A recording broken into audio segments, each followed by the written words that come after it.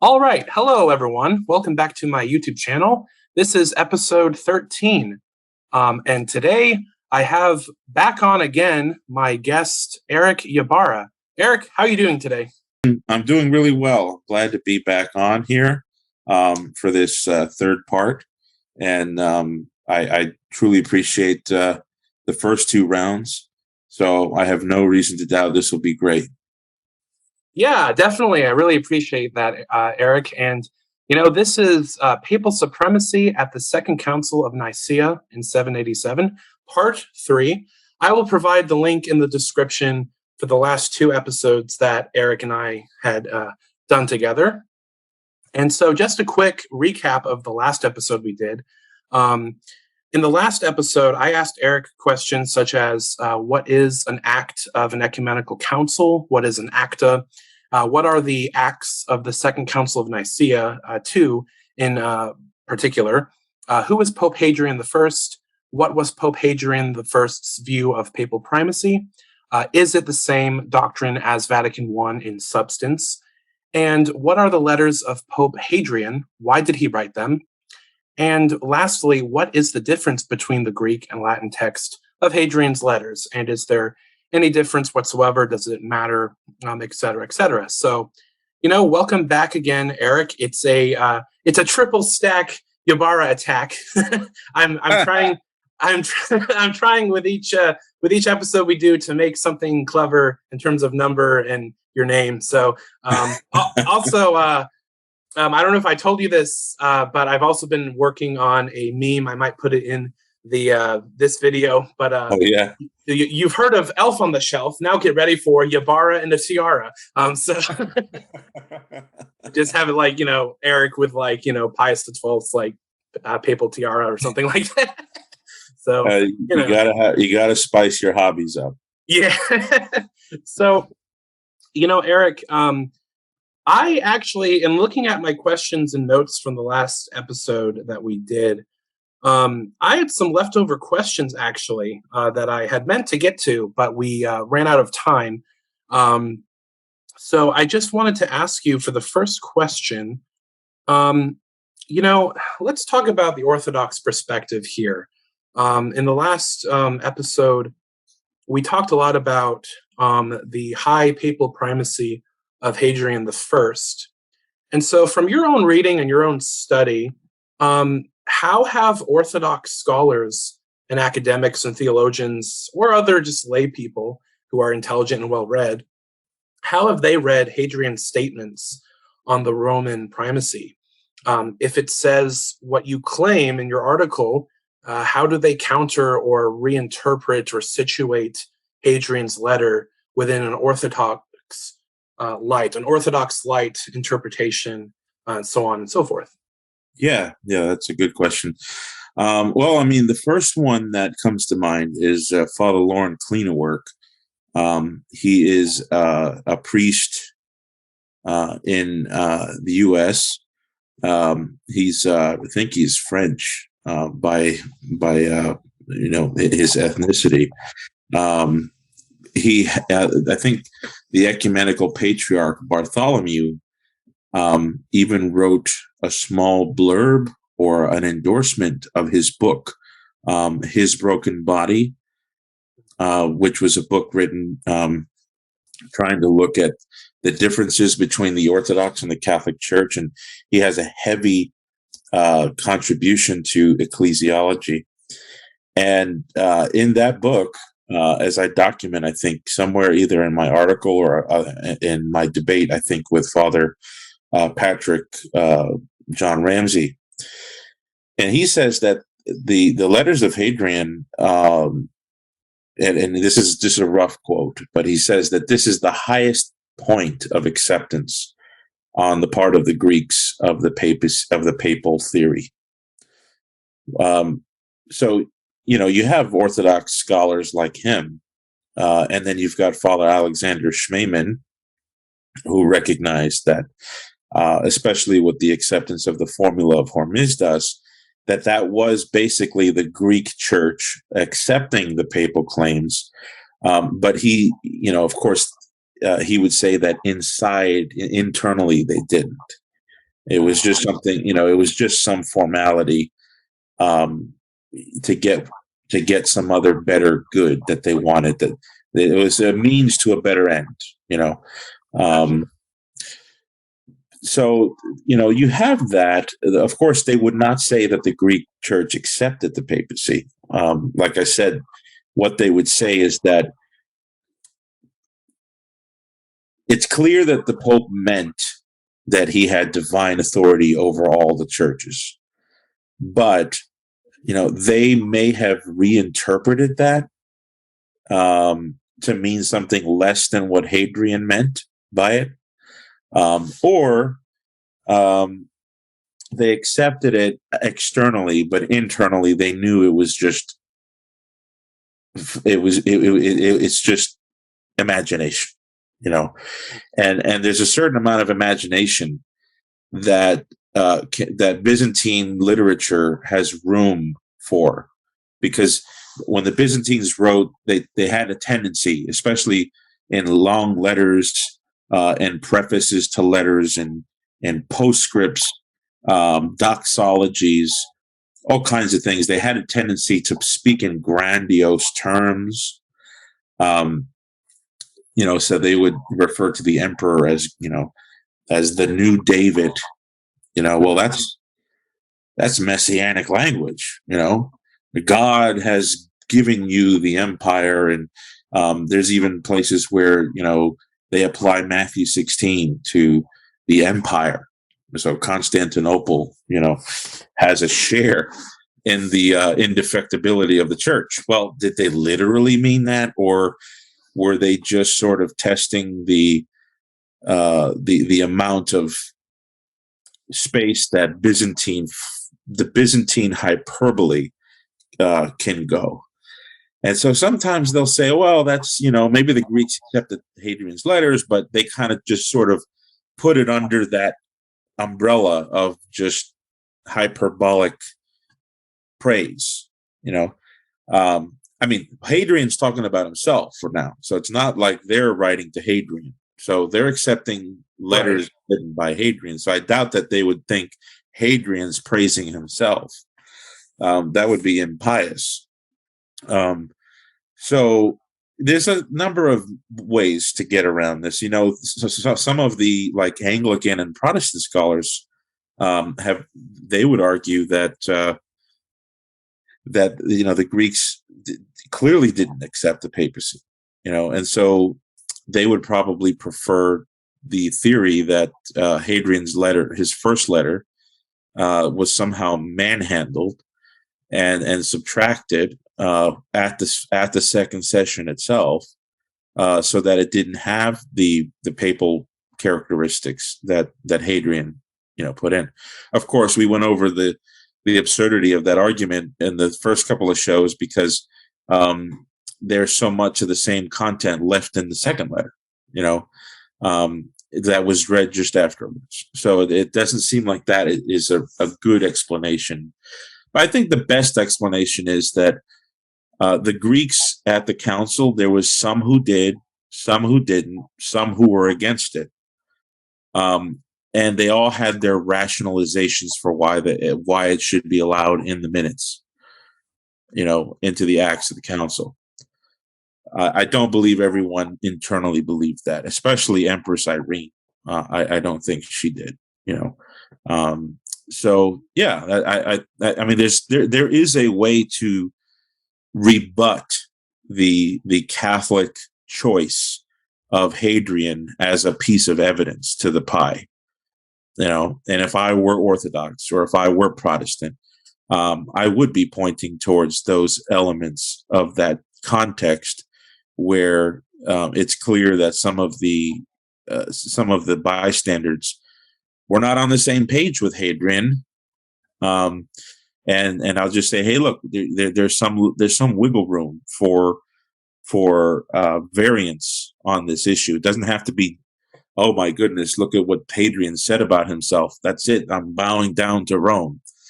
I'm going to kiss the Pope's feet. No, it's not like that, But it's clear to me that the Greeks externally accepted what is arguably clear testimony to what we see at Vatican I or at Florence or at Lyon's 1274. And so even if the Greeks internally rejected it, sort of like, okay, we'll sign this document, we'll read this out loud, we'll kind of listen to it like nails on a chalkboard, but we're going to keep it the way it is. And even if they did that, it's still an external acceptance, and it's still what's on top of the table facing up when it comes to the terms of agreement in the council. Gotcha. Yeah, I really appreciate that, Eric. And so just for a point of clarification, when you mentioned Byzantine hyperbole, are you speaking of the concept and notion of Byzantine flattery there?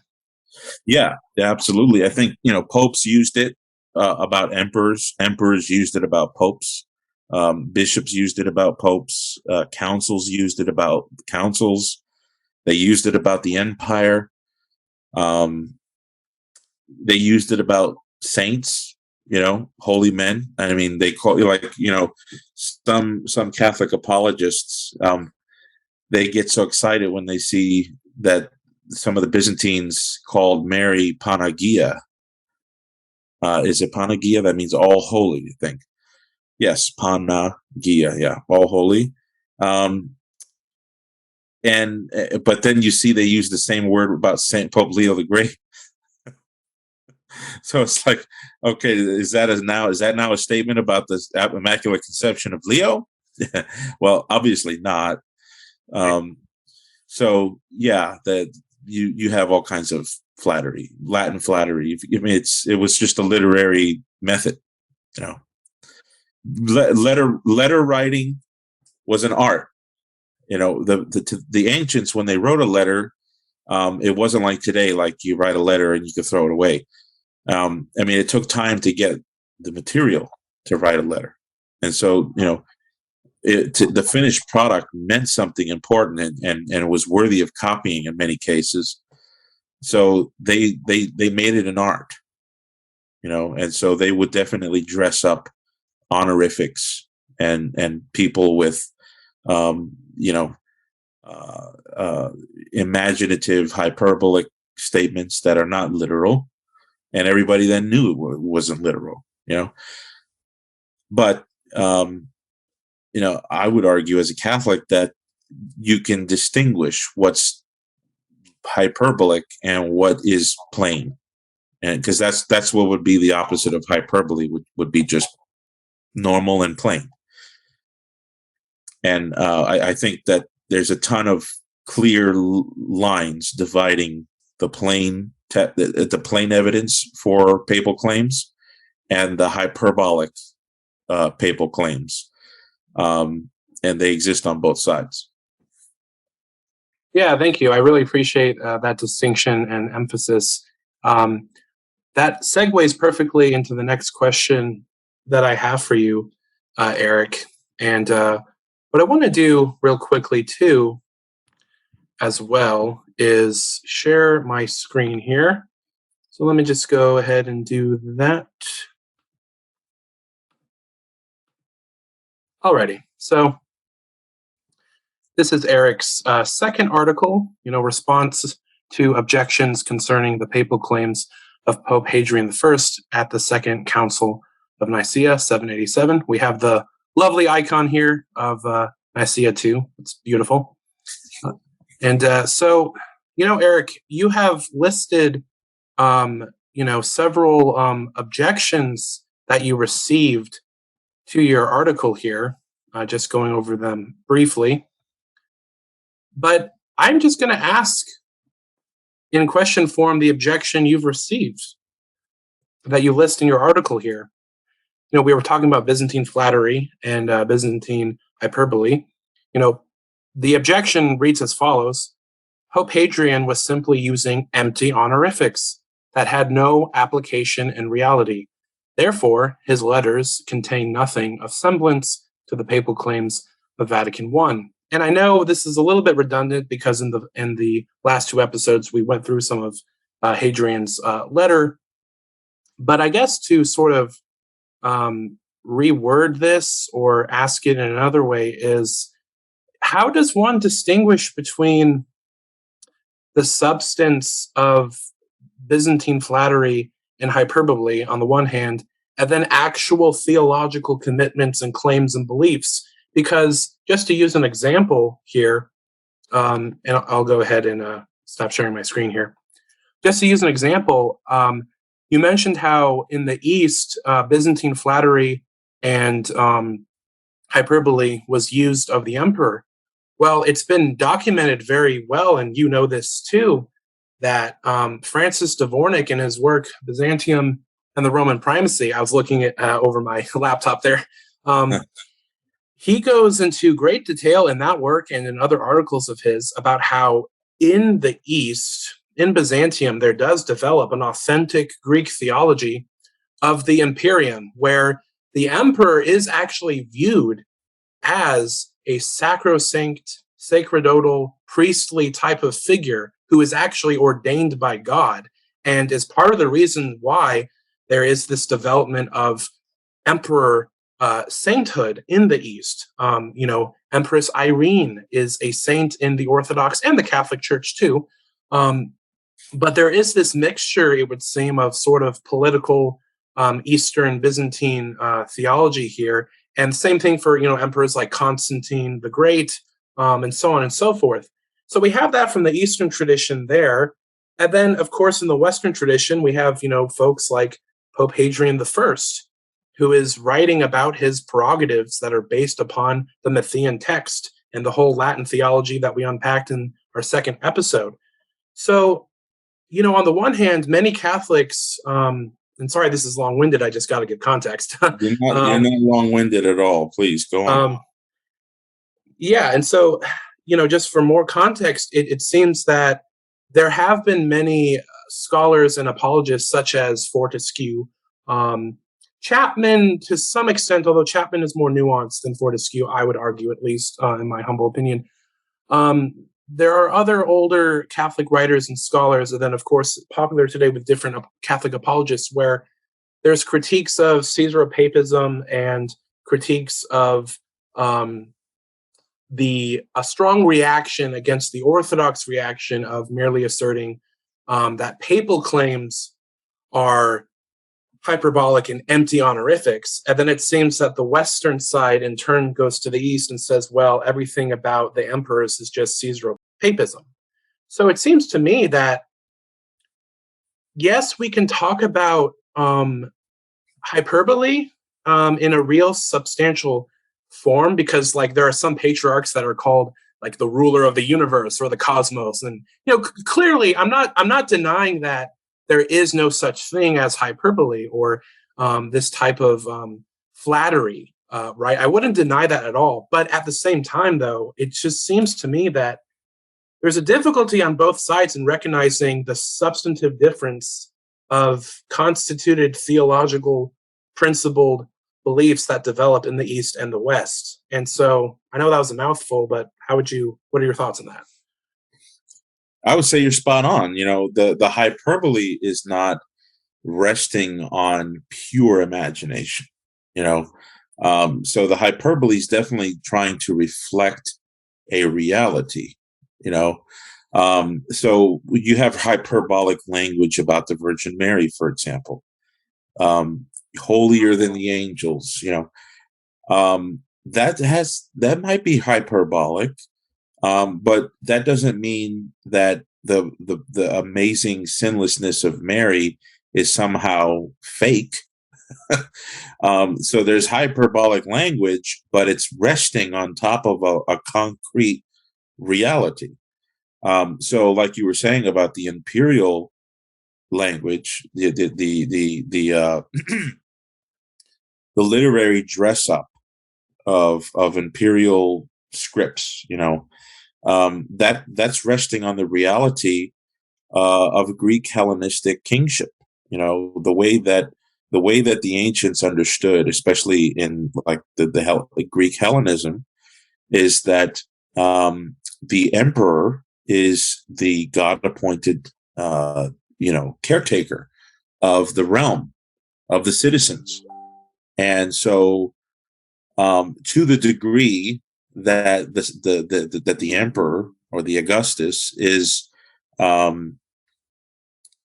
respected and honored, and to that degree, in some way, in some proportion, the realm is blessed. Because there's that order of the state. There's the state, but then there's the sacral belief system that the state is married to. So they didn't understand like church and state as two compartments. Right. It was just together, one and the same thing. There's the ultimate potentate of the gods. Of course, we won't get into how they parse that out, but then there's the earthly representation in the potentate of the emperor, and to serve him is to please the gods, and to displease the gods would be to bring danger to the realm, to the empire. So treat the gods well, and the empire will be well. That's Greek Hellenism, pre-Christian, pre-Constantinian thought. So when the church underwent the Constantinian revolution, the church, especially in the Byzantine East, in the 4th century, we don't really get a massive theory on this. We have some statements by Eusebius of Caesarea of Constantine's participation at Nicaea, which is just amazing. That Constantine, it was just basically a Roman Senate, redressed up for Christians. So that's the beginning of the era of ecumenical councils. Jesus, the apostles, the pre-Nicene fathers, none of them had any concept of an ecumenical council like that. It could only be when the empire gave the vehicle for that kind of thing. So when you do see hyperbolic statements about the emperor, it is reflecting a concrete belief in the divinity of the empire.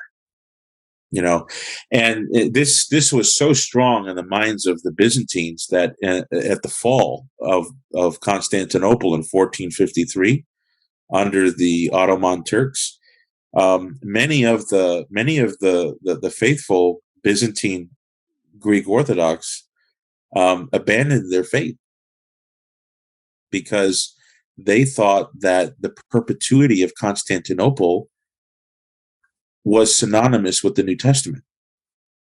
Wow. Yeah. So the fact that the Ottoman Turks took over, that was kind of proof that Islam was superior. That the Muslims were superior. So, yeah, the hyperbole is not resting on pure imagination. So when you do see hyperbole about the papacy, it's also not resting on pure imagination. That's why empty honorific is way too far.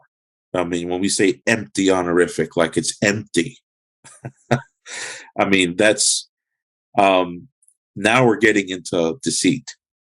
We're putting down statements on paper or on papyri, whichever Yeah. Yeah. parchment, that really doesn't exist. It's one of my objections to the Orthodox when they use this Byzantine flattery objection to the papacy, is that it's such a mishandling of the scripture. To use Matthew 16, Luke 23, John 20, or 21, to apply a divine character to the office of the Bishop of Rome. If it's not real, it's such a misuse of holy things, So definitely, I agree with you. The hyperbole is still resting on a concrete reality. It's just sort of maximized a little bit, Gotcha. Yeah, I was about to say, I know that there's that old adage that James White, the Calvinist apologist, coined back in his debates with Catholic Answers and various figures from that organization. He called it the Peter syndrome, which I know you're very familiar with. And hey, sometimes Catholics do overplay the cards of Petrine prerogatives in terms of certain citations where it's like, well, this doesn't necessarily mean this. It could be read in other ways. But then there are very strong statements that we went over in the last episode of Pope Hadrian I, where it's like, no, this is clearly a claim of divine primacy. So, yeah. Yeah, I absolutely agree. I agree with that, and so that's how I would say that these honorifics are still within the realm of sincerity. Mm. Yeah, that's a good distinction. It's within the realm of sincerity and authenticity, and it does seem to me. I just want to know what your thoughts on this are.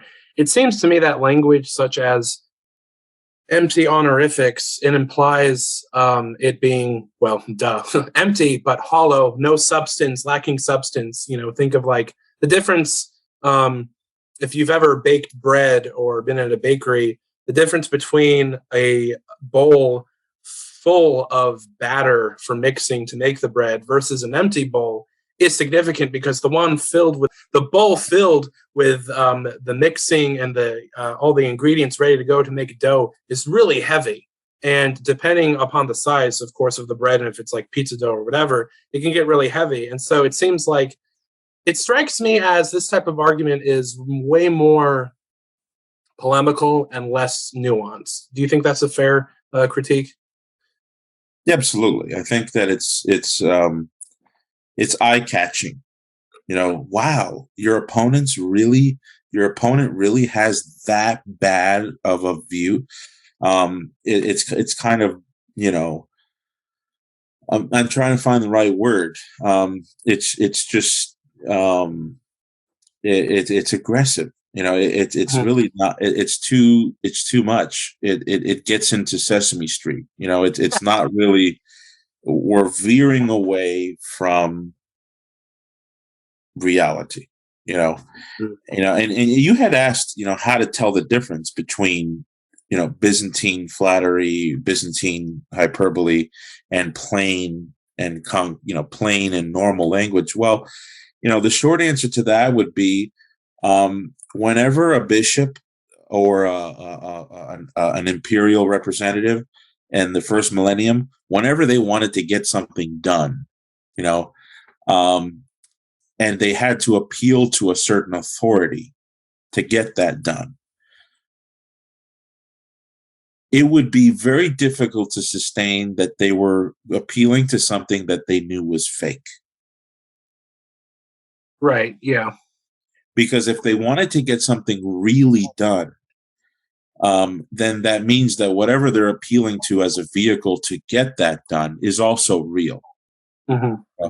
So, for example, when Pope Hadrian wrote his letter to Saint Tarasius, Patriarch of Constantinople, and he complained about his use of the word ecumenical patriarch, right? Well, when he complained about that use, he dabbled a reason for why he didn't like that title. And he said it's because there's really only one supreme authority in the earthly church, and that's what Christ bestowed upon Peter and his successors. Now, if Hadrian thought that whole divine transaction between Christ and Peter and his successor, if he thought that was all just, pure imagination, he would have no reason to use it to persuade Tarasius. So, in other words, he's trying to fix a real problem with a real solution. You see? Mm-hmm. So that would be an instance where, without a doubt, Hadrian understood that this was concrete. This was not empty honorific. This was a full honorific that had the punching force to try and persuade Tarasius, hey, that title may not be the best thing to use. in light of the fact, you see, of the primacy of Rome. So that would be an instance where you really can't pull the Byzantine flattery objection, you know. Yeah, thank you, Eric. That makes a lot of sense. And just to follow up, do you think it'd be fair to say that if in the grand scheme of things, let's just say for the sake of argument, orthodoxy is true, or at least let's say the thesis of Father Laurent Kleinwerk is true here, on that type of instantiation of orthodoxy, that reading of history. It still seems to me that at the very least, Pope Hadrian I would be arguing something that he himself believed, but objectively would be false itself, because it's like a similar thing. Just to make a comparison here, in other areas of apologetics, in terms of like the New Testament and the resurrection of Jesus debates type of things, where many apologists will say, well, the apostles wouldn't die for a lie. It's like, well, technically, they wouldn't have died for anything they would have believed themselves to have been a lie, technically speaking. It's possible, theoretically and logically, that the resurrection didn't happen and there's an alternative interpretation. But it's true, no one would willingly die or be martyred for something they didn't believe in. And that's more of an extreme scenario. But right. At the same time, it seems to me with Pope Hadrian, to make that juxtaposition here, he would not have said the things he said unless he believed the theology behind the things that he said in substance. So I think that's a fair assessment. But yeah. Yeah, I agree. I agree. I think that, all you have to do is read the letters. Get Richard Price's translation of the Acts of the Council of Nicaea and read it. Read the context. Father Richard Price is a Catholic priest and patristic scholar, but he is well respected by Orthodox Protestants and Catholics, and he admits, I think I might even be able to read you the quote, something that he says about Hadrian's letter in here. Oh, please do. Yeah. Yeah, because, he obviously he's a Catholic. So one could say that, he was, he's biased. But at the same time, why are so many people so respectful to his scholarship? And it's because he has a knack for being very objective in his studies. Oh yeah. Yep. So he's not afraid. He's not afraid to make statements that on the surface, at least, hurts the Catholic position. Right. Yep. He's not scared of that. Okay. So I'll read to you one part in his introduction to the second session.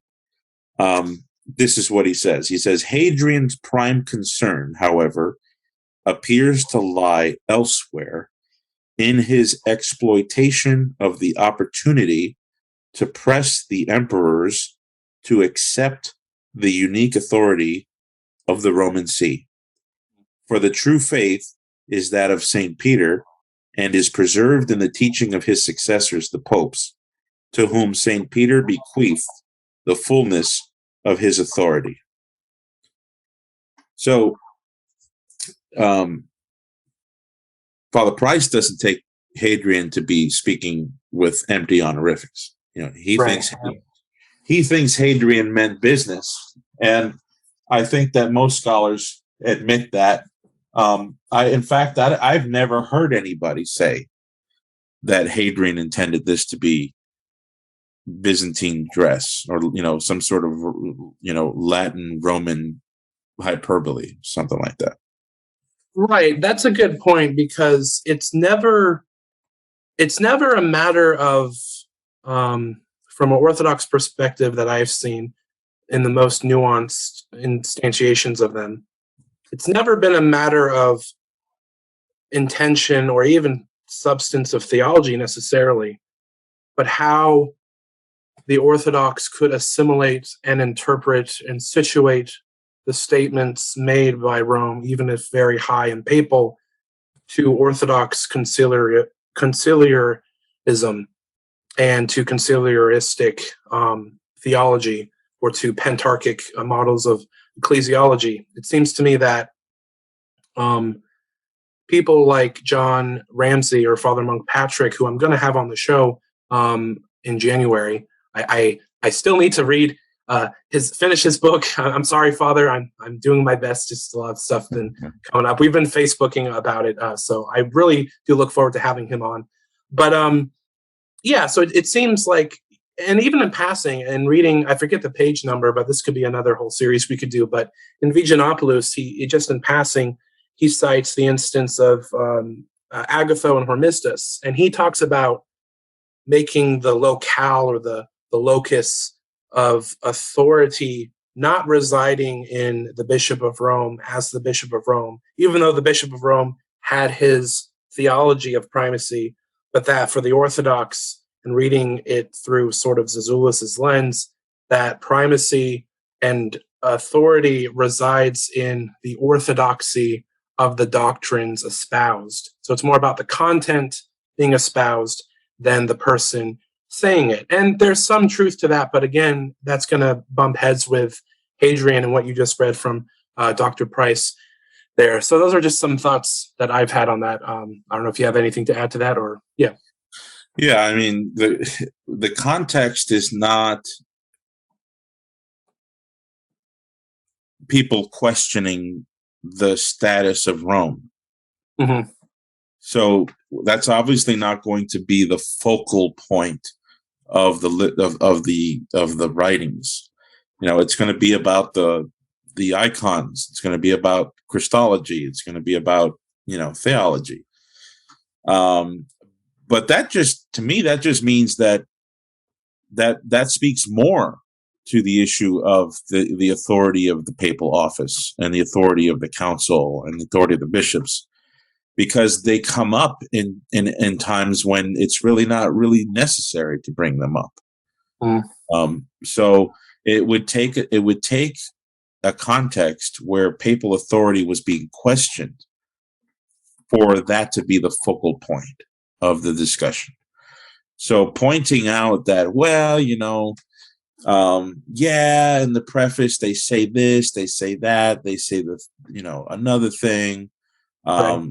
It sounds really nice about Rome and blah blah blah, rah rah rah. But really everybody kind of knows that the serious business is about the Christology or the theological argument that makes up the majority of the letter. I don't think that works. I think that it's a considerable observation, but I don't think it does any subtraction to the case that I'm making here. Definitely, I agree. Those are good points to bring out, because you still have to deal with the theology of ecclesiology as it was held by both the West and the East in the first millennium, and in particular at this time in the 8th century with Pope Hadrian I. So it's sort of moving the goalpost or sidestepping the issue, as it were, because and it's also still significant that these bishops of Rome are saints in the Orthodox Church. So, and again, I know saints can be wrong. It's not that all saints are always infallible. Neither Catholic nor Orthodox would say that. But at the same time, it's still substantial, especially with the track record of the bishops of Rome, I would argue. And just real quick, Eric, do you mind, what was the page number citation for that section in Price that you read? Yeah, let me get it here again. So this is in the intro to the second session, and it's on page 143. Gotcha. Okay, and I will provide a link in the description to Dr. Price's Amazon page and the link for purchasing that particular volume that Eric is putting back on his shelf there. So I can't wait to read it. I just have to have money to read it. So, hopefully with Christmas, Santa Claus will leave it in my stocking. But yeah, Eric, I really appreciate those expositions, that reading too. That was very helpful, giving us the theological lens of Pope Hadrian from Dr. Price's perspective and citation. I want to ask you this. So to be fair to Orthodox and to the Orthodox position, and again, more respectable views that I find very convincing, that are better arguments for Orthodoxy, like Father Laurent Kleinwork's arguments, even though I don't fully agree with him, but he's still a very good scholar that the Catholic has to engage with. Do you think it's fair to say, objectively speaking, the high theology of Pope Hadrian I at Nicaea II is not insurmountable to Orthodox theology or ecclesiology? That's a fantastic question, because how you understand Orthodox theology and their understanding of conciliar decrees, that will determine how you answer this question. And here's why I say that, because the Orthodox haven't, there's this idea, and I think, I don't want to speak as if I know what the mind of Father Laurent Kleinwork is, or Father Schmemanns, or the Father Meyendorfs of the world. I don't want to say that I know what they're thinking, but it's almost as if they think that the Orthodox Church has been silent on the issue of ecclesiastical primacy. And so they just go at it with all their own paint and their own brush, and they sort of try to mix in history and absorb whatever can be absorbed by the Orthodox. And then at the end of the day, you've got this high view of Peter, this high view of the Petrine primacy and the Roman primacy, but it's just a climb. It's just a step on the ladder under Vatican I. Right. One of my issues with that is that I don't think the Orthodox have been silent on the matter. Yeah. So the two clearest examples were at the end of the 19th century, in a reply letter to Pope Pius IX. The patriarchs got together. There was only 4 at the time. Moscow, I think, had been demoted, I want to say. I can't remember exactly. But so you had Constantinople as number 1, you had Alexandria as number 2, you had Antioch as number 3, and then you had Jerusalem as number 4. And they had synodal bishops with the patriarchs. They got together to respond to Pope Pius IX. And in that response, it's called the Patriarchal Encyclical of 1848. You can Google that, read the whole thing. I encourage people to read the whole thing. It kind of gives you an idea of what the mind of the patriarchs was in the 19th century. And boy, they go at the papacy from top to bottom. They only think that Rome had an appellate jurisdiction in the West. They don't even think that Rome had an appellate jurisdiction over the whole world. Mm-hmm. They believe that Peter was equal with the other apostles. They say that the only reason why Rome was a primate was because it was the imperial city. They get to the bottom of the most bottom primacy of honor that you could possibly get. Right. Yeah, that's true. Yep. And that's not like a private journal. That was a patriarchal encyclical. That's kind of like what they did at the Council of Jerusalem when they wrote the letter to Antioch over the issue of Gentiles and circumcision. Mm-hmm.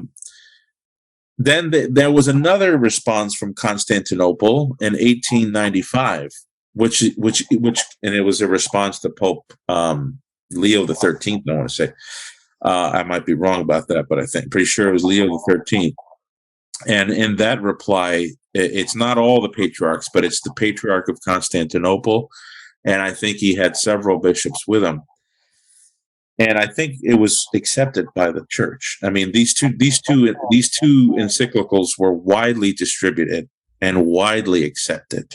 You know, so when it comes to like the Orthodox understanding of what is authoritative content, they lay a big stress on how the church receives these things, and those encyclicals were widely received, even in Russia. They were received, obviously. I mean, so that seems to me that, you might have a Father Laurent Kleinenwerk or a Father Schmemann or individual authors. I think Ubi Petrus is one. Mm-hmm. I'm not sure. I have not listened to everything that Ubi Petrus has said, so I can't really. I think he's one of these guys that tries to make sense of the high primacy texts of history. But you might get individuals in the Orthodox saying that, but if we want to look to episcopal statements by the Orthodox, what we have available, the only thing surviving, are texts that reduce the primacy of Rome all the way down to a mere honorific. So that's that's the first thing I would say to that. The second thing I want to say is that I applaud the attempt of certain Orthodox individuals who feel they have the liberty to sort of ignore that those encyclicals and ignore some of the statements that have been made over and over again in the Synodicon of Orthodoxy, and the several, like, the theological treatises that a lot of the Byzantines had, and a lot of the spiritual writing that became influential, especially with Alexei Komyakov, the Slavophilic thinker, and his influence in both Greek and Russian worlds, were all primacy of honor. They really didn't like the issue of primacy of authority. So, but I do applaud when individuals like Father Laurent Kleinenwerk or any of the guys. I've talked to many people who do this.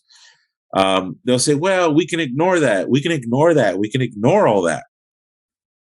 And an Orthodox could actually go out there, get his hand, pull up his sleeves and get into history and admit that there was a high primacy of Rome and that there's a high primacy of Constantinople.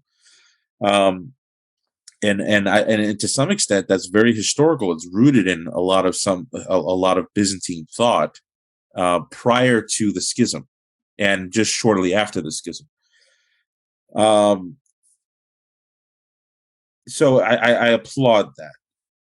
I just don't know how workable it is in light of the opposition that you get from the majority of Orthodox, because the Russian Orthodox Church, for example, is the largest Orthodox church, and their leadership is totally against any idea of a primacy of authority with designated prerogatives over the whole church. That's just absolutely unacceptable. And I don't know how guys like Father Laurent and people who support like the current contention of the Patriarch of Constantinople over and against some of his opponents on this issue. I don't understand how they can try and root it in the same logic that the popes of the first millennium did. Because the popes of the first millennium rooted the primacy of Rome in the exchange, or not exchange, the transaction from Christ to Peter and from Peter to the station of the Roman See. Gotcha. And that to me is like permanent. Like anytime Constantinople comes up as sort of like a twin or a sister or a secondary, The popes are always like, no, there's no way. There's no way. So you don't have the agreement of the very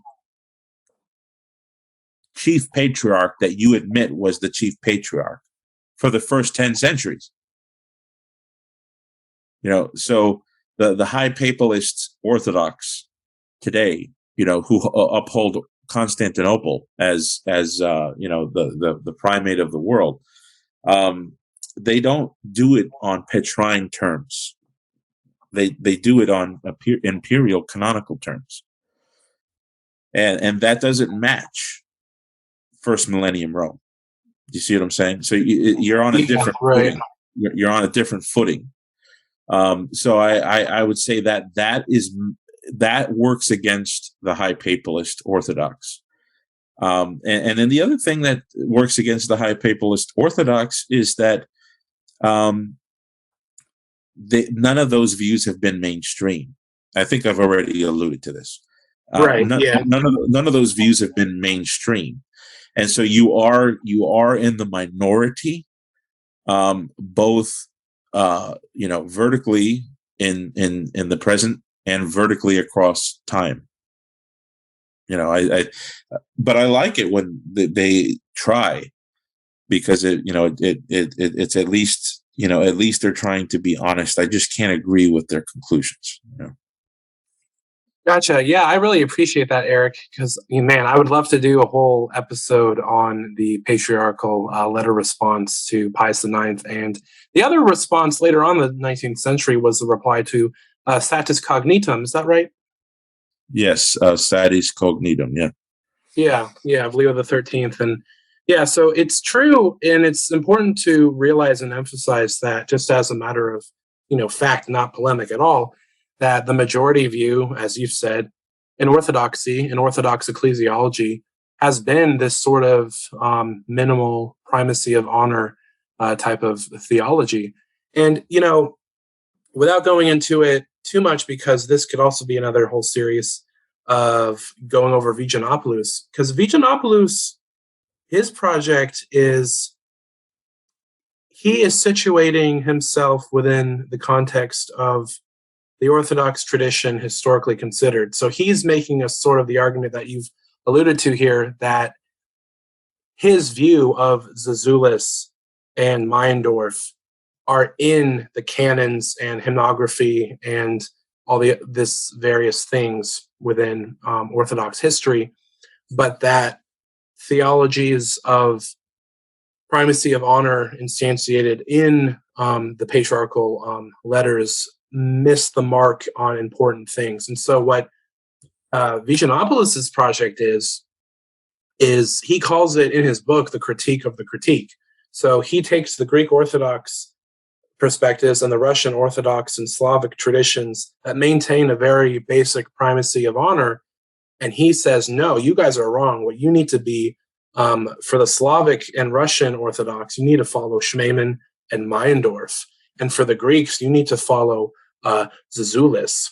And you also need to follow essentially me in expositing Zizioulas. And he kind of tilts more to the theologians of the Fanar with Bartholomew. Bartholomew himself wrote the foreword to that book. So that sort of shows where he's at. So, and that could be a whole other episode, but it is, I guess, just to give a little bit of a pushback, Eric, just because it's a minority, that doesn't mean it's not true, right? So how would you respond to that?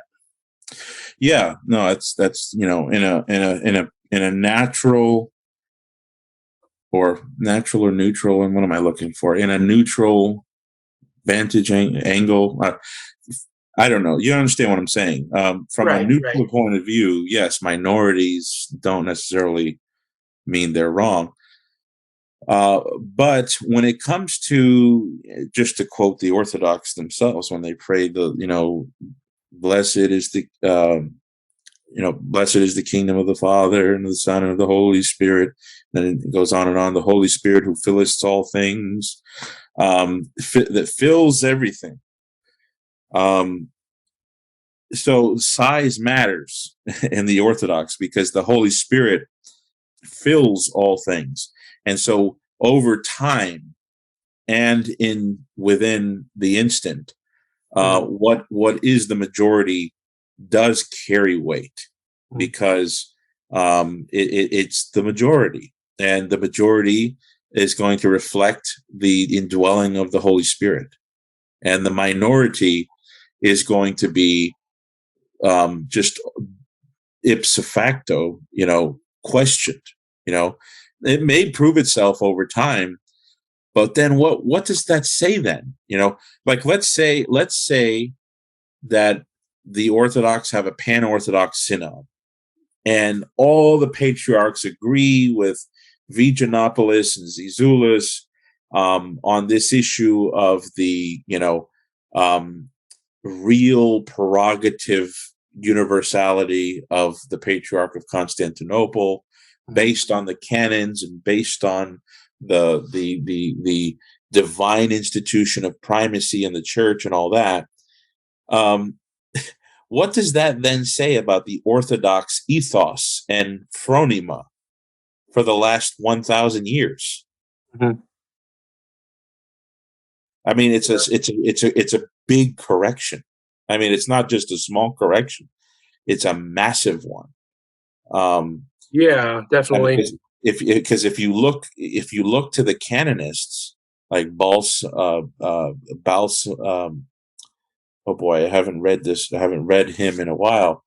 Balsamon, I want to say, and Nicodemus of the Holy Mountain, Nicodemus the Hagiorite, and then you've got you have one more, Greek Orthodox. You have a few more, but the prominent commentators on Orthodox canon law, none of them really tilt in the direction that I think Zizulis and Vigenopoulos are going. Mm-hmm. Although they do have a huge primacy of Constantinople in view. Mm-hmm. I think, especially in Balsamon's view, he thinks that Constantinople is basically the new Rome. But I don't. I think it would be a massive correction to too much. And what does that then say about the Orthodox? Mm-hmm. Then they're going to have to be appealing to infallible and versus fallible statements of the past and things like that, which they've never been wont to do. Right. Yeah. And so I think it's going to just be too much of a collision with their own people. And I think guys like Vigenopoulos know this, and Zizulis knows this. And I think, and I read an article on the article that he wrote, Primacy in the Orthodox Church. I have the volume, but it's I think it's the one in the Greek Orthodox or the St. Vladimir's quarterly. But Zizulis said that the issue of Petrine primacy is a matter that's still hotly debated in the Orthodox Church. And even he himself thinks that it's not really important whether Peter was a primate or not, whether Peter was singled out. And even the ecumenical patriarch himself said that Peter did not have any authoritative prerogatives over the other apostles. So they really think of it as a canonical development that has divine character, sort of coincides with the divine intention of God, but not something that's like has apostolic foundation in that sense with Peter, I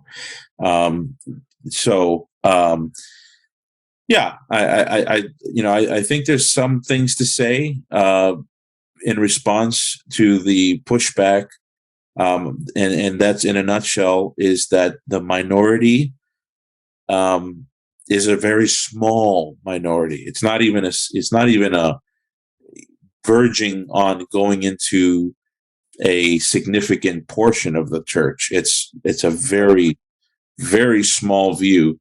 And even within that small view, like I said, Patriarch Bartholomew totally rejects the idea of a Petrine, that it begins with Peter, with Christ and Peter. He doesn't believe that. Right. Yeah. It seems more based upon canonical privileges and the taxes of the church in terms of like eparchies and the structure of synodality in the Eastern perspective.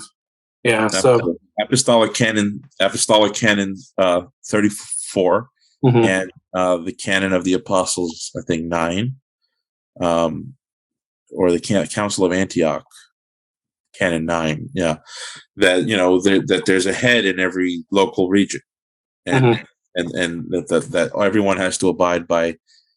Everyone cannot ratify something without him, and he can't ratify something without them. It's sort of a mutual accountability between the metropolitan and the bishops. Right. Yeah. Yeah. Yeah. I appreciate that, Eric. That was very excellent. It kind of makes me think of the principle that both Catholics and Orthodox do hold to, the Vincentian canon of Saint Vincent of Lerins, where he talks about all doctrine being held by everywhere, by all, always.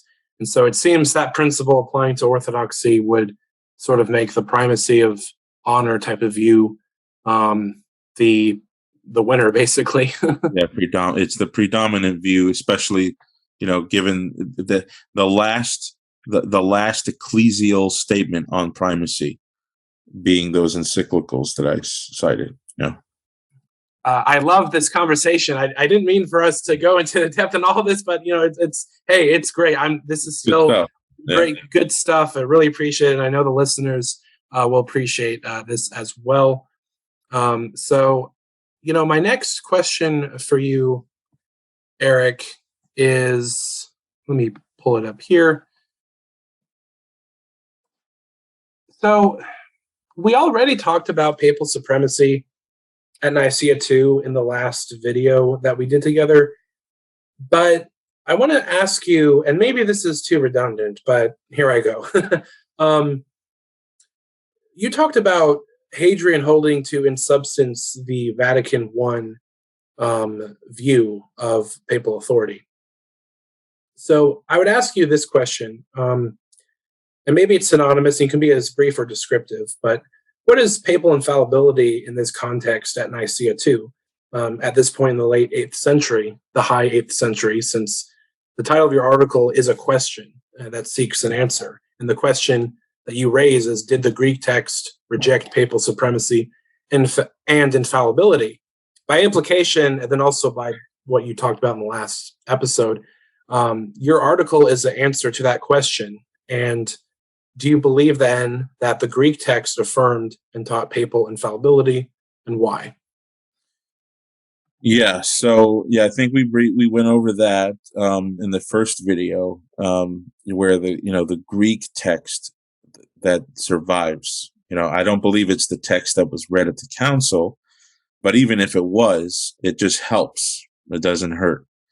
That Greek text, I think, talks about that Rome will carry the faith of Peter and Paul all the way to the consummation of all things. So, I mean, that's a pretty bold statement. It kind of coincides with what Agatho said in his letter to the Council of Constantinople III. It coincides with the formula of Hormisdas. It coincides with the view of the papacy that was given in the 8th and 9th century, like you would see from Pope Nicholas I. That's just shortly thereafter, and he's making claims just like Hadrian. So I think the Greek text does. What do you need? What does somebody need to find the basic idea of papal infallibility? Well, you have to have an appointment of a subject, who's going to be doing the teaching. That's in there. Christ chooses Peter. and Peter, has a successor to whom the prerogatives flow to. And then you have to have a certain quality that's promised to him. And of course, that's in the Matthean promise, the gates of hell will never prevail against, on this rock I will build my church. Mm-hmm. And then you have that element of perpetuity. So if you have those three ideas, you have the basic idea of papal infallibility. It doesn't tell us about ex cathedra versus non ex cathedra. It doesn't tell us about the levels of ordinary papal teaching, whether an encyclical is more authoritative than an exhortation or something like that. Right. Yeah, that's very refined. Yeah, but you have the three basic elements, that you would need, and if you take one of those elements away, then you have a good question. You have a good reason to question whether that's really even hinting at papal infallibility. Yeah, I appreciate that. And, the reason why I asked that question is because, and this could really be its own episode in itself, is that it seems to me that people, in whatever context in church history, but relating it to this period in the 8th century with Hadrian I, that, it seems that many equate the words and concepts of infallibility and papal supremacy. Do you think they are synonymous, or are they two different things? Yeah, I mean, it's hard to say they're synonymous, right? Because supremacy means the highest. So you can have the highest of many things that is still someone who's open to error. The bishop is the supreme member of the church in the local boundary, right? So the bishop is supreme. I mean, even the Russian Orthodox Church said in their decree on primacy that the local bishop has direct, immediate, and ordinary jurisdiction over his flock. So the bishop, in both Orthodox and in Catholic ecclesiology, the bishop is the supreme primate in the local church. So does that mean that now local bishops are infallible? No. Right. But when you have a universal primate who they call supreme, that changes things a little bit. But I still don't think it's synonymous. Because you can have a highest block on the totem pole, but that doesn't mean that they're infallible. Yeah, I appreciate that. I just wanted to ask that, make that distinction for the audience and clarification. So I really appreciate that, Erick. And so, going over your article here, Erick. So you have several objections that you respond to, and we've only gone through one plus my own questions I've asked you. But well, there was one. Actually, I take that back. There was another one from the list that we went through before. Yeah, I think we covered another one there. Yeah. So let me ask you this.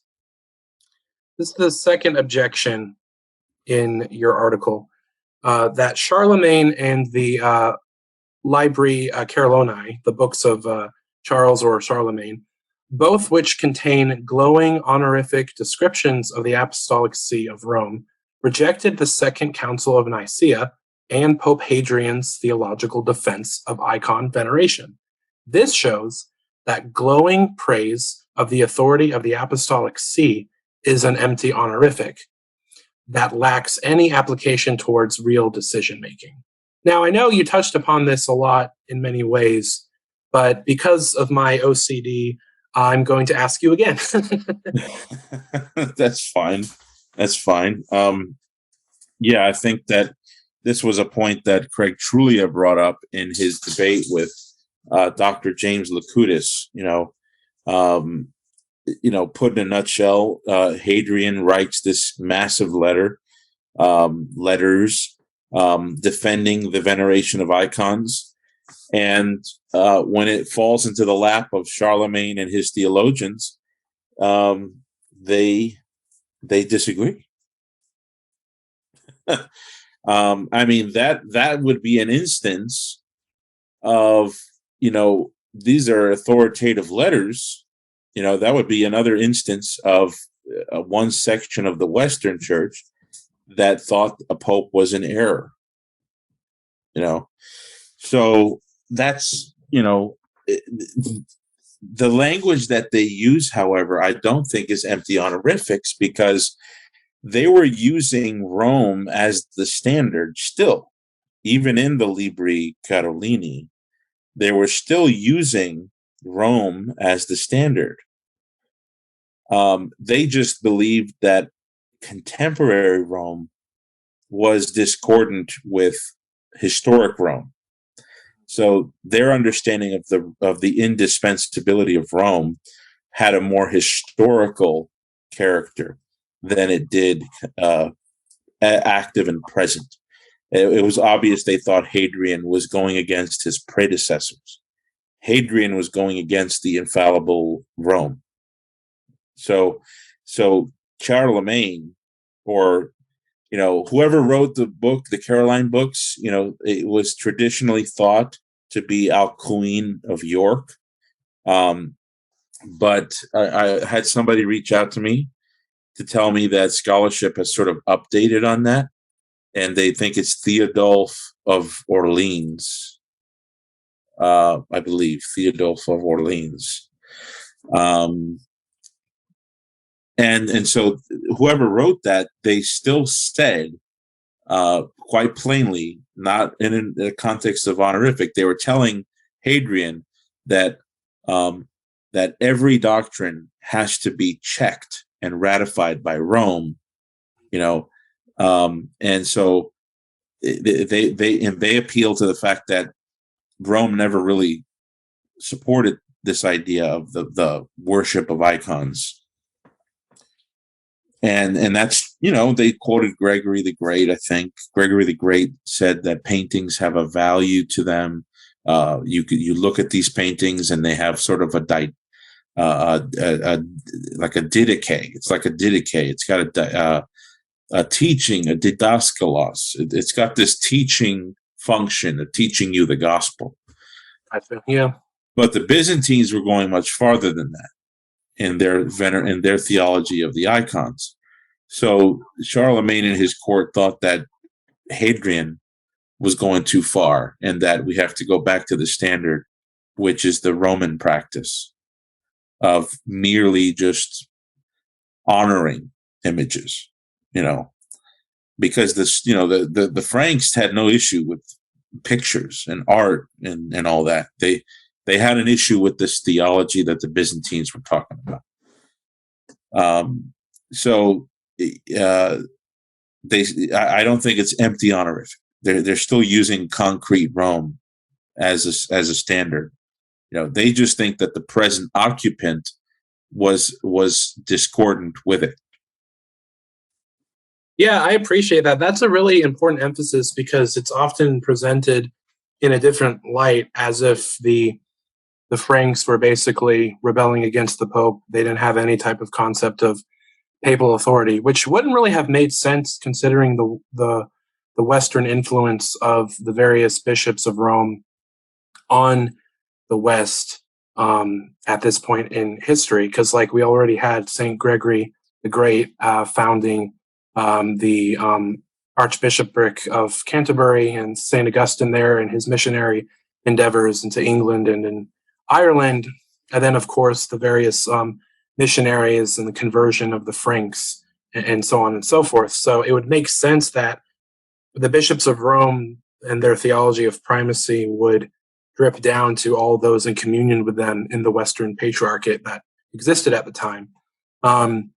So I appreciate that clarification, because that's often missed. And then also, too, about the Franks' view of icons, because it's true that the Franks were iconoclasts, but what type of iconoclasts sometimes it seems to me in sort of tertiary introductions to church history going over the Franks, it seems kind of simplistic, whereas as if they were like a modern Puritan who would just smash an image at any given instant, Right. which is rather cartoonish because, as you said, they were allowing and permissive of art and images. It was just the theology of like Saint Theodore the Studite or Saint John of Damascus that was concerning to them. So, yeah, they were definitely not, like classical iconoclasts. They were, they were against the veneration, which what they took it as worship, of these images. But they definitely allowed artwork. I mean, the Franks were very supportive of the cult of the martyrs, the cult of the saints, relic veneration, things like that. They just had an issue with the icons. And the other thing I didn't mention was that if you read the writings of some of the chief influencers of Charlemagne's court, like Alcuin of York, which I go into at length there, or Bede, you could talk, the Bede, Venerable Bede, of an English saint on both the east and the west side. They both speak of the Apostolic See as a divinely founded reality, and so this whole thing of an empty honorific, they probably thought it was, divinely instituted office, but still bound by, divine revelation, and so they didn't really have perhaps an idea that, oh, well, if Rome is infallible, then what the heck am I doing, refuting Rome in the Caroline books? They obviously believed that the Pope was in error. So they did not believe they probably didn't believe in papal infallibility, Right, because clearly that would insinuate that they believed that the Pope could err, and this is what you do when he does. So. Right. But their position is incoherent if they don't believe in some sort of infallibility of the Roman See in some sense, and how does that work? They didn't give us any answers to those questions, but Alcuin definitely does give Rome as a rule of faith. I mean, he puts it way up there right after Scripture. So, how they all worked that out, I don't know. I mean, I would have had to have been there to ask good questions. But to come away thinking, oh, they just, this was all just empty honorifics, and they knew if push comes to shove, they could just lambaste the Pope. That doesn't, I don't know any scholar who would say that, any scholar who has read through the writings of Alcuin or read through the writings of Charlemagne. But at the same time, it's clear that Charlemagne felt at liberty to stand up for what he thought was the truth. And it would be quite weird, though, to say that they were operating on any kind of orthodoxy, because when it comes to ecclesiology, because Craig Trullia, for example, he's an Eastern Orthodox person, so he believes the Council of Nicaea was an ecumenical council. And why are we using Charlemagne, who rejects the ecumenical council, as a way of disproving the papacy? We could use Charlemagne for disproving Nicaea too. In other words, the Charlemagne's got the potential to sort of eradicate both the papacy and the ecumenical council. If you misuse him, I don't think Charlemagne ever came around to accepting Nicaea II. I don't. I'd have to look at my books again, but I don't think he ever did come around to accepting it, because the popes also said that they were hesitant to accept it as ecumenical because of the lack of cooperation on the items that we spoke about, the territory in Illyricum, Right. Yeah. So, but nevertheless, we can't just delete what they're saying about Rome and about Peter and the apostolic design and all their other writings. Is it a little bit inconsistent? Is it a little bit incoherent? Yes. I think Charlemagne's position is incoherent. Yeah. Yeah, I appreciate that clarification, Eric. And here's a question for you. What do you think is the best objection that you've received in reply to your article on Nicaea II? Both of them. What do you think? It could be from Orthodox, it could be from Protestants or whoever else. What do you think would be, even if you disagree with it, what do you think is the best argument that's been provided against your position? So I haven't had any responses, I don't think, to my article. I think Craig Trulia gave me a response, but I couldn't really see a difference between the substance of my arguments being criticized versus just what looked like more ad hominem statements. So I can't really say I've gotten any good responses, but what I overall in my whole tenure of writing on this, I think the best objection that the Orthodox can come to is that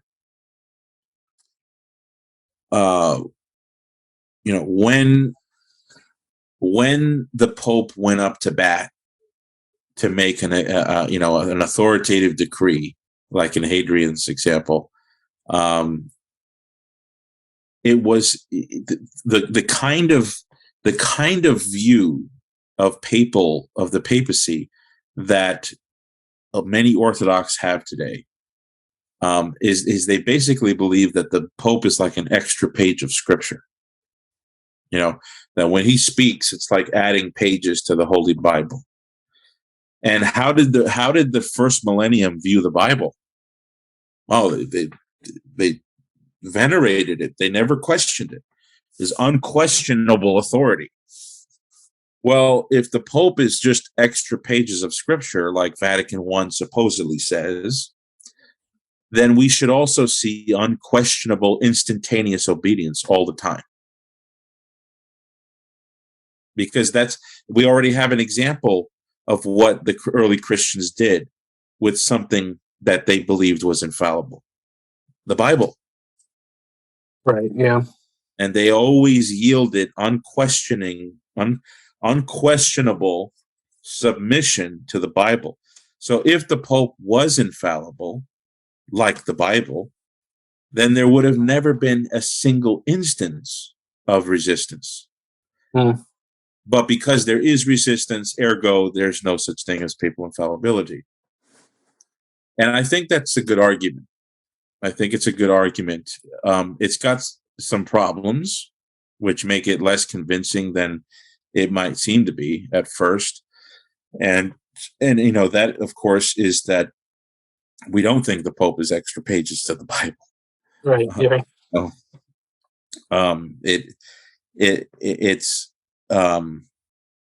It took time for the church to really define exactly what is indispensable about papal teaching. Because what you do have are patristic support. You have patristic support for a divinely instituted papal office, divine assistance being provided to it. Well, obviously, divine assistance being provided to it entails a prevention from error. Right. Yeah. But in what conditions? Same thing kind of goes for the apostles during their life. Was Peter infallible when he was talking in a campfire and he was recounting stories about, maybe what Christ did or what he said or what's true about something? If Peter was at a campfire getting his hands hot and he's talking and he's telling all the disciples, the new disciples, about this and about that, Is his every word infallible? No, I don't know anybody Right. who thinks Yeah. that. Yeah. But when he wrote his epistles, or when he joined the Council of Jerusalem in Acts 15, that is an authoritative teaching condition. And so nobody questions those decrees. In fact, some people still questioned it, though, right? Because the Pharisees kept going to Genesis 18, where God told Abraham, this is going to be an everlasting covenant in your flesh. You shall take the foreskin of every male, and this will be an everlasting ordinance. So the Pharisees thought that the Pharisees even were trying to appeal the Christian Pharisees, the Judaizers. They were trying to appeal to the Bible over the apostles, right? So even the idea of apostolic infallibility was some sort of a development, Mm. in early Christianity. And Paul himself, when he wrote his letters, he gave his credentials. I'm a Paul, an apostle of Jesus Christ, not from men or through men, but through the Lord Jesus Christ, who rose from the dead. That sort of establishes him as a voice to be reckoned with, right? But even then, when he had opposition in Antioch, he went with Barnabas to the apostles in Jerusalem over this question of whether the Gentiles should be circumcised. And then when the apostles got together in Acts 15, did they say, oh, don't you know, we're infallible? You should have just wrote us a letter. We would have written the answer down, boom, and taken care of it all at once. No, they gathered elders, the presbyteros, they gathered the whole church into a council, and then there was debate in the council. Yeah.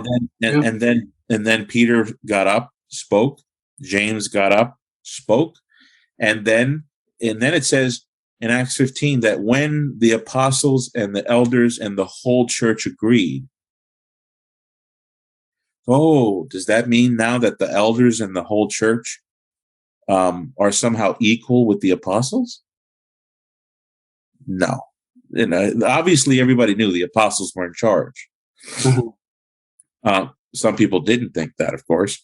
But do you see, even with the apostles, you have their understanding that the Holy Spirit is behind their ministry. It's not like they believed that they could all become heretics right away. Right. Yeah.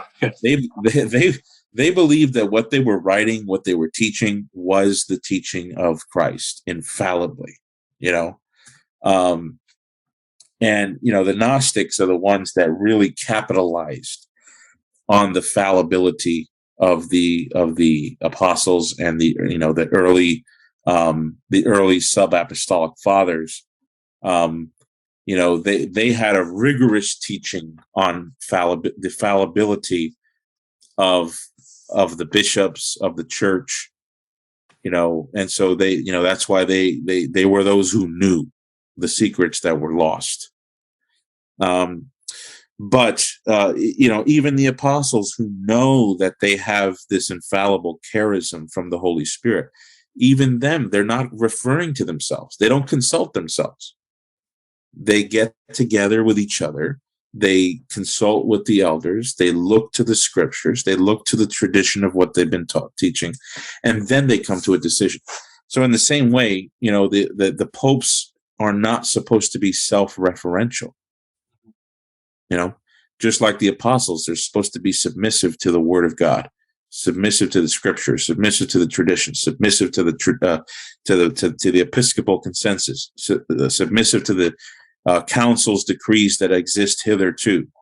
All those things. That doesn't somehow show that the popes were not infallible. It just means that they were acting in a normal procedure, just like the apostles were.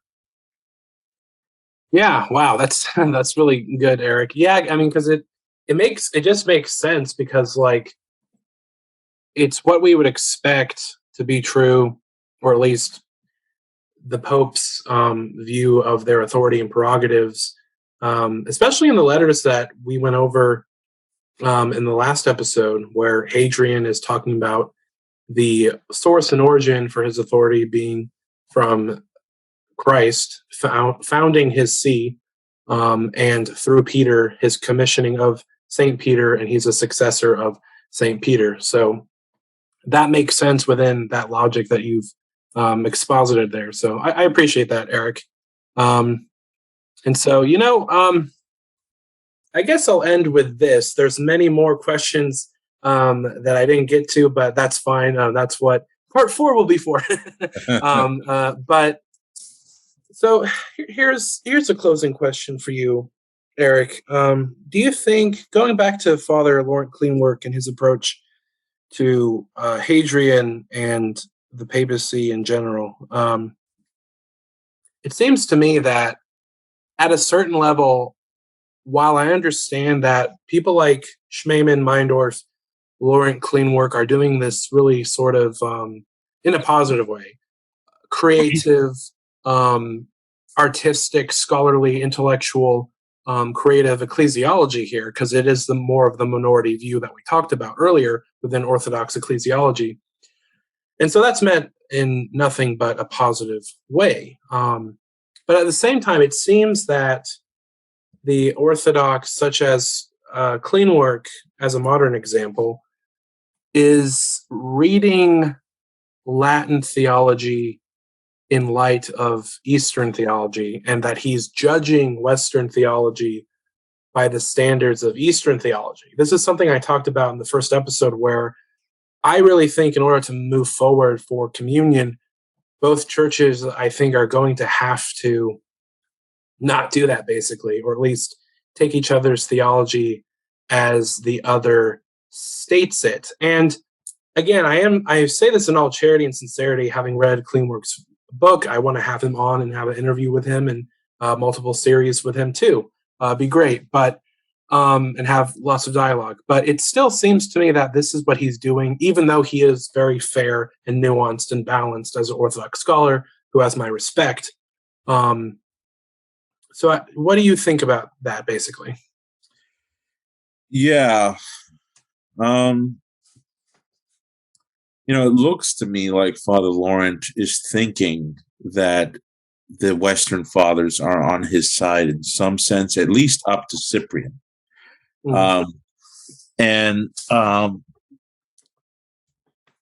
He admits that with, Leo the Great, Innocent, Zosimus, Agatho, Hadrian, he admits that these guys are all on a different page, when it comes to the truth, But he does seem to think there's like a halfway house between that and the Byzantines. But he's also made statements that seem to almost put him in this camp of the primacy of honor camp. But then he denies he's in that camp. So I'll have to let him clear that up in some other way in the future. But he's on the record saying that he doesn't believe in institutional infallibility at all. Okay. Wow. That's interesting. Yeah. If you get a hold of his audio that he did in response to Dr. James Locutus's review of his book, because Dr. James Locutus wrote a review of his book, His Broken Body, and then Father Laurent did an audio podcast responding to Locutus's review. And in that review, he basically said that there is no such thing as institutional infallibility. Now, I vaguely remember Father Laurent being on a show with me and Michael Lofton and William Albrecht, where I think he said he changed his view on that. Oh, okay. Yeah. So I want to be fair to him. I vaguely remember him saying he changed his view on that. But at the time, he was pretty adamant about it. So he took a more like a receptionist view. everything that gets accepted through a council is sort of put on trial.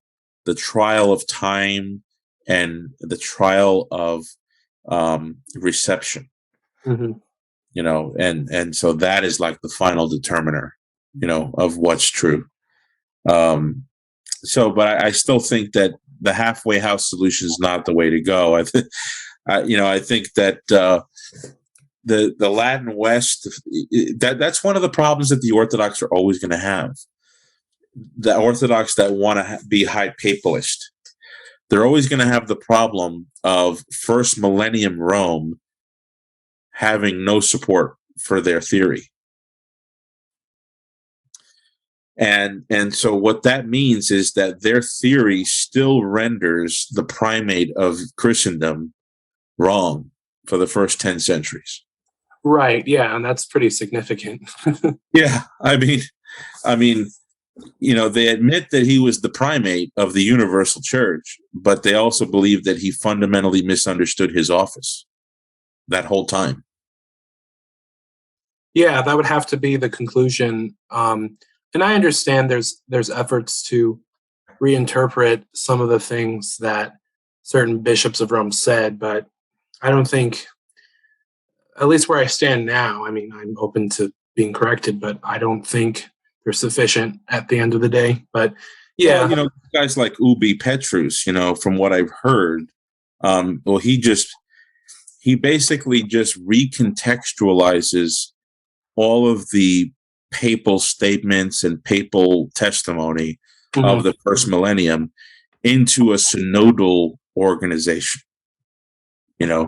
It's right. He puts it into the hermeneutical grid of a synodal context, and so because of that, he feels as though he made leverage to make it to say that these popes had these views, but at the end of the day, it's still under the hermeneutic of a synod, and so it's still miles away from Vatican I papal isolationism.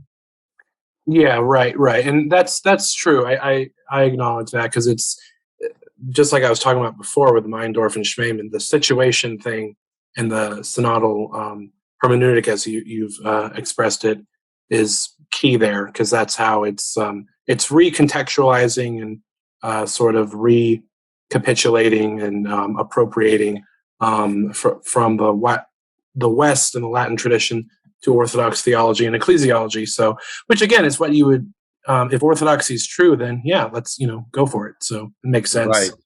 Yeah, I just don't think that hermeneutic of the synod. It's true that Rome operated through synods, both locally, regionally, and universally. The popes still do that, right? We still have synods. That the word is still used today quite too much, right? But that doesn't mean that there are no exclusive rights to the Bishop of Rome, and it's a matter of getting down what those exclusive rights are. They would say, "Oh, well, Apostolic Canon 34, the canon of the apostles, not the ninth canon of the apostles, or the Council of Antioch." I can't remember which, but that basic institutional accountability between the head and the members, which contradicts Vatican I. So they kind of use that to sort of gain leverage on interpreting the papal statements, still under the hermeneutic of synod. And I would say that that comes short of what the testimonies say about these issues. And then, of course, you have the ultimate fatal response to that, which is that the Orthodox Church has not reproduced that in the second millennium. What we see today is not what you see in first millennium Rome. In the first millennium, in fact, you have the majority of the Orthodox rejecting it. Yeah, that's very true. Well, Erick, man, it has been a very good full 2 hours here. I really appreciate you taking the time to come on and discuss these matters with me. Very important, and I think the listeners are going to benefit to this. Just one quick announcement thing. Every episode that I have with Erick on the papacy, I plan on posting in his papacy group on Facebook, and also him sharing it on his website too. So look forward to many more episodes, Erick, and really appreciate you coming on. And is there a plug for anything you'd like to share with the audience or listeners about anything coming up with you? I know you have your books, but anything else beyond that? No, not right now. I'm kind of laid back a little bit right now. So yeah, but it was a joy coming on, and I had fun the whole time, so it was good. Yeah, I appreciate it. Yeah. So, well, everyone, thank you very much for tuning in. I've been your host, James Stoffinger Jr. This was episode 13, Papal Supremacy at the Second Council of Nicaea in 787, part 3, with my guest, Erick Ybarra. Well, everyone, happy Advent, soon to be Christmas. It's this Saturday. And, Merry Christmas to everyone. And to all, a good night.